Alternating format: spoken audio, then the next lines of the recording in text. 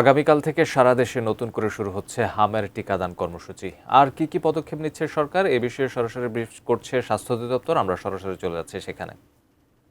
ময়মনসিং, রাজশাহী, বরিশাল, নওগাঁ, যশোর, নাটোর, মুন্সিগঞ্জ, মাদারীপুর, ঢাকা, ঝালকাঠি, শরীয়তপুর, এই 18টা ডিস্ট্রিক্টের অধীনে 30টা উপজেলায় আমরা আগামীকাল সকাল 9টা থেকে টিকা কার্যক্রম মিজেলস আমরা শুরু করতে যাচ্ছি। তার মধ্যে 5টি স্পটে আমরা নিজেরা আমাদের মন্ত্রণালয় থেকে সরকারের পক্ষ থেকে আমরা উপস্থিত থাকব। বাকি 25টা উপজেলায় আমাদের সিভিল সার্জনগণ স্থানীয় কর্মকর্তাদের নিয়ে ওই কাজটা উদ্বোধন করবেন।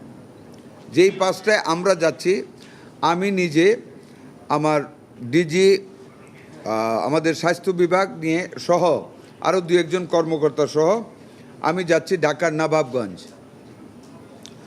আমার মাননীয় প্রতিমন্ত্রী উনি যাচ্ছেন গাজীপুর সদর, সাথে আরও কর্মকর্তা নিয়ে। পাবনার সদরে যাচ্ছেন আমাদের সচিব মহোদয়, পাবনার সদরে উনি যাচ্ছেন। আজকে রাত্রে করবেন, কালকে সকালে থাকবেন পাবনার সদর। নলছটি উদ্বোধন ঝালকাঠি, ওখানে থাকবেন আমাদের মাননীয় উপদেষ্টা ডক্টর জিয়া হায়দার, উনি ওইখানে থাকবেন। কক্সবাজারে থাকবেন আমাদের স্বরাষ্ট্রমন্ত্রী জনাব সালাউদ্দিন আহমেদ এমপি। এই 5টা স্পটে আমরা নিজেরা থাকব। বাকি স্পটগুলিতে আমাদের সিভিল সার্জন মহোদয়গণ স্থানীয় কর্তৃপক্ষকে নিয়ে ওনারা থাকবেন এবং এই কার্যক্রম শুরু হবে। নাম্বার 3, আমরা কাকে দিতে যাচ্ছি? আমরা তখন বলেছিলাম 5 years to 10 years, এটা একটু চেঞ্জ হয়েছে। মানে এই পর্যন্ত যত রুগী মিজেলে ভর্তি হয়েছে তার মধ্যে 82% রুগী হইল 5 বছর, মানে 6 মাস থেকে 5 বছরের নিচে। এই ব্র্যাকেটের ভিতরে রুগী 82%, এবং এইখানে ডেটটা বেশিও হচ্ছে। সেই কারণে আমরা ফার্স্ট হিটে নিয়েছি, ফার্স্ট কনসিডারেশন নিয়েছি 6 মাস থেকে 59 মাস, মানে 5 বছরের থেকে 1 মাস কম। এই গ্রুপটাকে আমরা কালকে থেকে শুরু করতেছি। এটাকে আমরা ফার্স্ট কভার করতে চাচ্ছি অল ওভার দ্য কান্ট্রি। এই 30টা উপজেলা শুরু করা মানে আমাদের কার্যক্রম শেষ না। আমরা এটাকে, যেহেতু এখানে প্রবল আকার ধারণ করেছে, এটাকে আমরা কন্ট্রোলে নিয়ে বাকিগুলিতে আমরা কাজে অগ্রসর হব ইনশাল্লাহ। কোনোটাই থেমে থাকবো না। ফার্স্টে শুরু করতেছি 6 মাস থেকে 59 মাস, যেটাতে এখন অ্যাটাকটা বেশি, এটাকে আমরা এখন টিকা দান করব আল্লাহ যদি বাঁচান। এদের সাথে যারা আক্রান্ত পেশেন্ট, জ্বর অথবা যাদের মিজেল হয়েছে, তাদেরকে আমরা সাথে সাথে ভিটামিন এ খাওয়াই দেব। ভিটামিন এ প্রত্যেক হসপিটালে যেখানে রুগী আছে এটা খাইয়ে দেওয়া হবে আমাদের এই কর্মসূচির ভিতরে।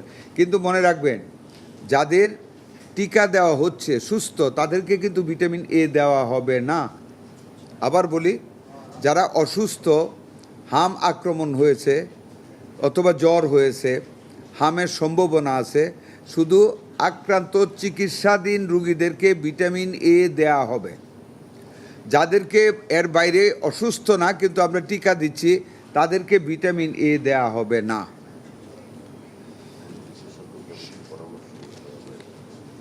সকাল 9টা থেকে শুরু করা হবে। এই যে আপনাদেরকে আমরা এইজ গ্রুপ বা ভিটামিন এ, এটা যেটা আমরা বললাম, এই কথাগুলি আমাদের নিজেদের না, বিশেষজ্ঞ কমিটির পরামর্শক্রমে স্বাস্থ্য নিয়ে যারা ডিল করেন, যেমন ওয়ার্ল্ড ব্যাংক, ইউনিসেফ, এই নিটাকের একটা বিগ ইন্টেলিজেন্ট কমিটি আছে, ওনারা প্লাস ICDRBর লোক সবাই মিলে যে সিদ্ধান্ত দিয়েছেন, we are going to execute that thing.